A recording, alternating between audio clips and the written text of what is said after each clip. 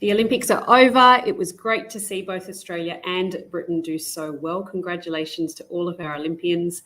I'm Liz Jones, Managing Director at People to People UK and your host of P2P UK Live. We are live on Facebook, LinkedIn, Instagram, YouTube and X, so don't forget to follow us.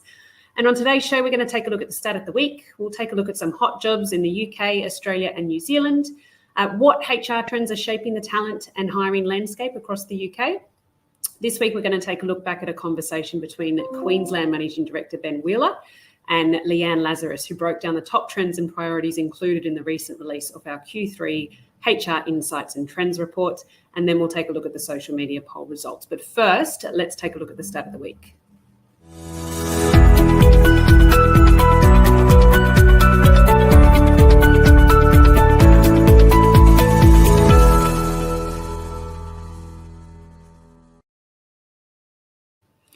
According to a recent report by Towergate Health and Protection, 1 in 5 employees experience daily loneliness. Stress and loneliness is often exacerbated by overseas workers. Employees in South Asia are more likely to suffer from loneliness at 29%, followed by Sub-Saharan Africa at 26%, Middle East and North Africa at 23%, and employees in Australia and New Zealand are least likely to experience loneliness at 13%. Employers really need to step up to tackle the growing problem of loneliness, which is impacting 20% of employees worldwide. And that is it for the stat of the week.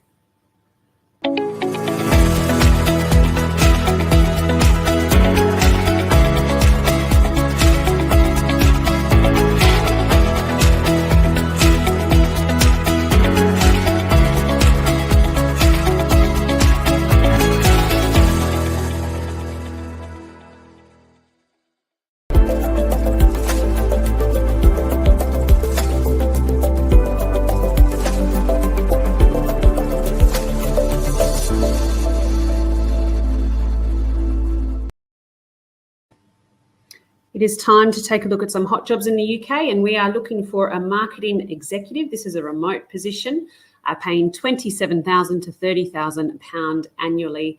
We really need someone who has webinar management, end-to-end and event management. Responsibilities include creating engaging content, digital marketing campaigns, and adapting global campaigns to local markets. If you want to know more about this role, you can contact Hannah Scanlon. Her contact details on the screen now. Also, don't forget to register with us for temporary work. We are looking for temporary contractors for short-term assignments from a day all the way up to about 12 months. Get in contact with us. You can see our contact details on the screen now. If you're looking for work overseas in Australia and New Zealand, we are looking for pickpackers in New South Wales, Australia, $30 to $35 per hour. That looks like a temporary position. An accounts payable officer in Queensland, Australia, paying $75,000 to $80,000 per year, and a data migration administrator in Auckland, New Zealand. This looks like another temporary position, paying $27 to $29 per hour. If you want to know more about these vacancies, please scan the barcode on screen now.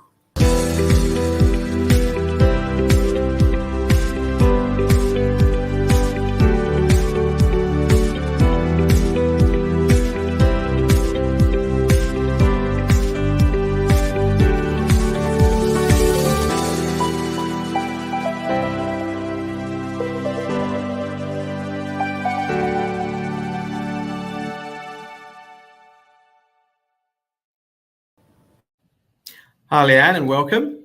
Thank you, Ben. Thanks for having me. So we're here to talk about HR for 2024, and I know you are something of an expert in this space. Wanted to first of all acknowledge, obviously, we've got our most recent market trends report around HR and a focus on what we've seen. What would you say have been the key challenges for HR so far this year? I think so far this year there's been a number of key challenges, and there's still a fair few that have filtered over from last year into this year, in the sense of we still have skill shortage. It's still a competitive market. I think where there's been a bit of a change in terms of from a candidate's perspective, that flexibility is still on the demand side of things, but it's not quite as high on the level of requirements coming through. So I think from that perspective, we're seeing a bit of a shift come through, which for some organizations are wanting people in the office more, and there's more people that are open to that.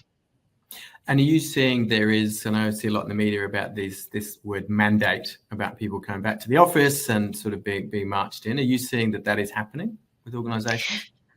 It depends on the organizations and depending on the structure. I'm finding, especially in the HR space, there are more clients coming through looking to have people in the office more days or 5 days a week. But then it does also come down to whether or not that role is supporting a national function or a local function, or where majority of their employees are based. So there is still flexibility in the market, but where potentially last year we were seeing 2 to 3 days work from home, 2 to 3 days in the office, we're probably seeing more 1 to 2 days from home if it is being offered. But more organizations are looking to get people back in the office a little bit more than what they did last year. And what would you say has changed? Because obviously we released this report a couple of months ago, and now seeing what's changed so far this year. Is there anything else aside from what you've mentioned that you've seen being a bit of a shift?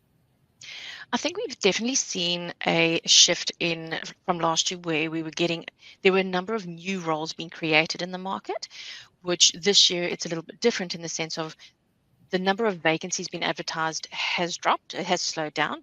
And we are seeing that with that drop in vacancies, the roles that are coming through are more your existing critical roles that organizations are looking to replace.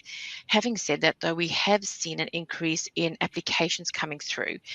When I say applications coming through, the numbers are there. It's not necessarily everyone that's coming through is hitting the mark in terms of what clients are requiring, and they are being more specific this year than what we saw last year.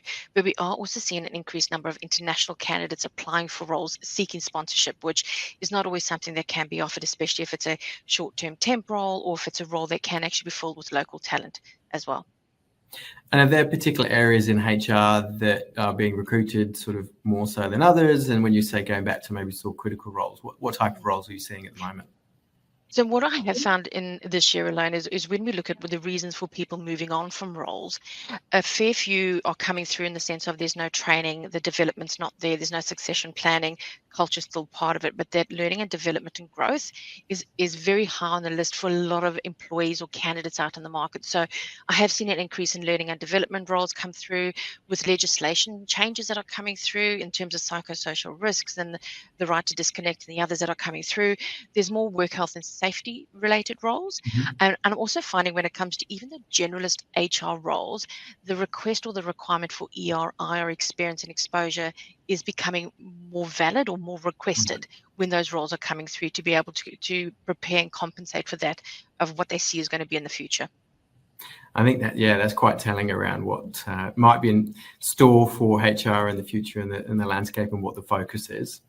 And Absolutely. When it comes to, you say, around learning and development and being more of a focus, and it's sort of, I suppose, playing into what we were talking around the wage increases starting to slow, would you say during negotiations and sort of candidates looking to make the move, the focus is maybe shifting away from those big increases that we saw 22 and 23?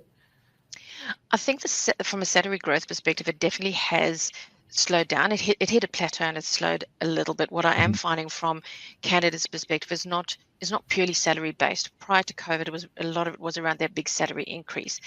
Don't get me wrong in the sense of salary is not important, because if you look at the economic times, everything's going up. So salaries is still important. But what I am finding for more candidates or more people looking to make the move, it's the package deal. And when I say package, I'm not necessarily talking financial. I'm talking about whether there is flexibility or a blended work week, whether there is succession planning in place, whether there's learning and development. It's all around the culture.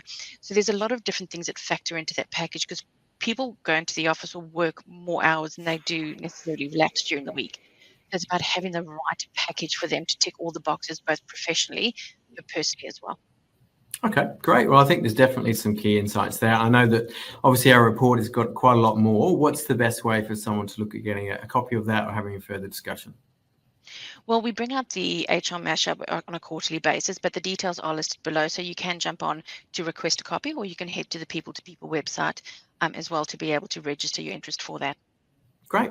Fantastic. Thank you very much. And I know you're heading off to the ARI conference next week, so I'm sure you get plenty of insights from there and look forward to hearing all about it. Fantastic. Thank you very much. Great. Thanks, Leanne.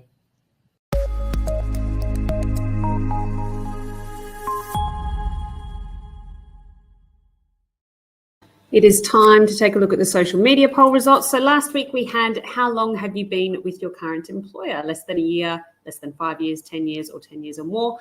And it looks like less than 5 years has taken the lead at 35%. If you want to get involved in this week's poll, what has been the biggest challenge your team has faced throughout 2024? Is it retaining staff, recruiting new staff, adapting to remote or hybrid models, or a lack of training and development? That is it for P2P Live this week. Thanks for joining.